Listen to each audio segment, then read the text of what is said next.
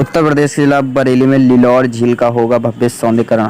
पांडवों के इतिहास से जुड़ी है झील। बताते चले, जिलाधिकारी अविनाश सिंह ने बताया कि प्रदेश के मुख्यमंत्री योगी आदित्यनाथ जी का आदेश है कि जो नदियां या तालाब विलुप्त होते जा रहे हैं उनका सामग्रीकरण किया जाए, उनका उद्धार किया जाए। इसी क्रम में आंवला तहसील के लिया झील का निरीक्षण करने गया। मेरे साथ मुख्य विकास अधिकारी, सिंचाई विभाग के अधिकारी और अन्य विभागों के अधिकारी थे। वहां जाकर मैंने देखा कि लिलौर झील जो 52 एकड़ के क्षेत्र में है, आधे हिस्से में पानी है, आधे हिस्से में पानी नहीं है। यहां पर कुछ मुझे बाहर के पक्षी भी बैठे दिखाई पड़े। ग्रामीणों ने बताया कि यहां पर बाहर के पक्षी आते हैं और जाड़ों में पानी भरा होने के कारण पूरा आनंद लेते हैं। जिलाधिकारी अविनाश सिंह ने बताया कि मैं इसमें पानी की व्यवस्था करने के लिए जल निगम के और नहर सिंचाई विभाग के अधिकारियों के साथ एक बैठक करूंगा और इसमें 12 महीने पानी की व्यवस्था बनी रहे, इसके लिए प्रयास करूंगा। लिलौर झील के सौंदर्यीकरण और कायाकल्प के लिए आपने एक बड़ी पूरी पहल की है।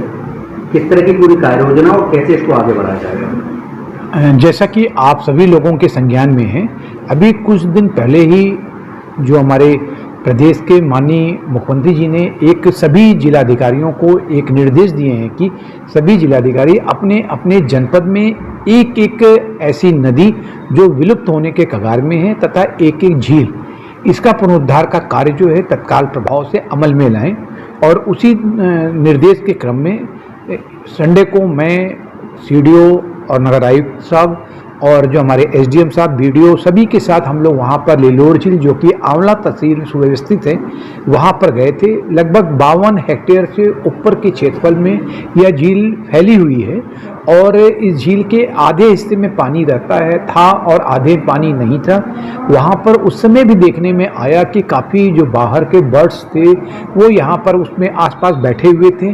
और बताया गांव वालों ने कि जो विंटर के सीजन में साइबेरिया से और बाहर से जो प्रवासी जो पक्षी हैं वो भी यहाँ पे बड़ी संख्या में आते हैं। हम लोगों ने उसके चारों तरफ घूम के भी देखा, वहाँ पर कुछ काम कराया गया है। जैसे लगता है कि वहाँ पर बंधे का निर्माण पहले कराया गया था, लेकिन मुख्य समस्या अभी जो समझ में आई है कि वहाँ पर पानी की एक साल भर कैसे उसकी सुव्यवस्था की जाए, उसके संबंध में हम लोगों ने अपने साथ जहाँ सिंचाई विभाग के एक्शन को भी ले गए थे। अभी हम लोगों ने अपने यहाँ वहाँ पर उन लोगों को जो हमारे ट्यूबवेल डिवीज़न है, बाढ़ खंड हैं, अन्य लोगों को भी बुलाया और उनसे इस बात पे विचार विमर्श हुआ है कि अगर हम वहीं पर आसपास जो है झील के कुछ ट्यूबवेल के माध्यम से या किसी अन्य तरीके से सिंचाई की सुविधा उपलब्ध करा दें, अर्थात पानी वहाँ पर हर समय अवेलेबल रहे, तो जिससे कि उसको हम एक बेहद खूबसूरत पर्यटक स्थल के रूप में डेवलप कर सकें। जो भी बाहर से लोग आए हैं वो यहाँ पर आकर जो वाटर स्पोर्ट्स, स्टीमर या कह सकते हैं वाटर बाइक या अन्य जो चीज़ें हैं जो वाटर से जुड़ी हुई हैं उसका वो आनंद उठा सकें। इसको ध्यान में रखते हुए, चूँकि इसकी एक पौराणिकता भी है, एक ऐतिहासिक महत्व है।